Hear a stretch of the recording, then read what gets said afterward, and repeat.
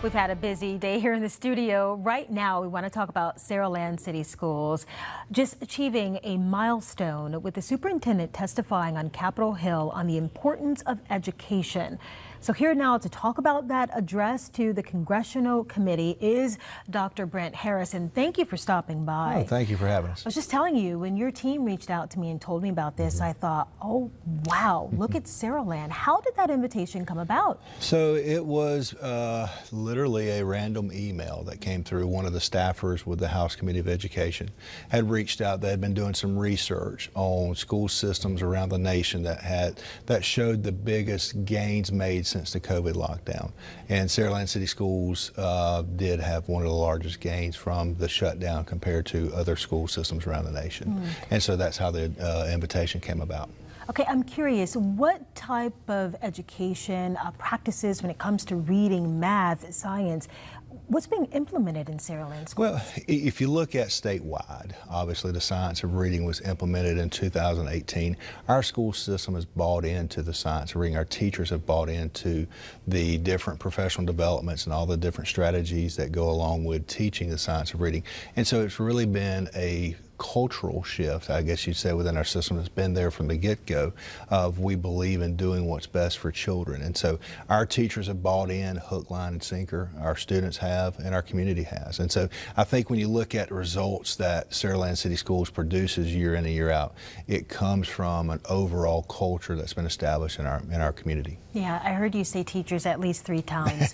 How do you retain teachers? Because that's at the heart of it. Sure, 100%. That is where the rubber meets the road. And so we retain them because we're able to provide them the necessary professional development, the backing, the support, and all the different things that go into not just providing them space and, you know, an opportunity, but we provide them that structure that they need to be successful. And they understand it is a team effort. There are no silos in our buildings. We are all in it together. There's no islands.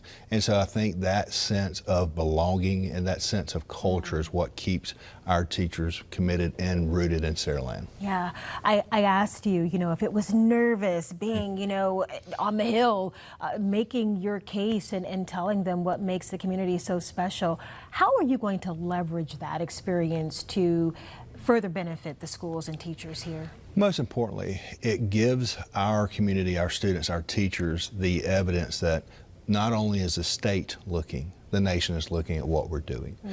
It's proof that what we do day in and day out is pivotal, and it is being recognized not only at the local level but also the national level. And that's something that Dr. Mackey talks about every time that he has a chance, every child, every second, every day. And that's something not only our state superintendent believes in, but system superintendent and all of our teachers. Okay, I do have one more question. Who did you speak to, and after you finished, really quickly, what did they say? So, spoke to at the congressional hearing was the department or the Committee on Education and Workforce. And so you had Representative Kiley from California. He was the chair. And so there was roughly 20 representatives there at the hearing, and from all different states. And so it was nerve-wracking, but incredible at the same time, because again, we're getting to shine a light on what we've been able to accomplish in Saraland. Yeah. And what did they say?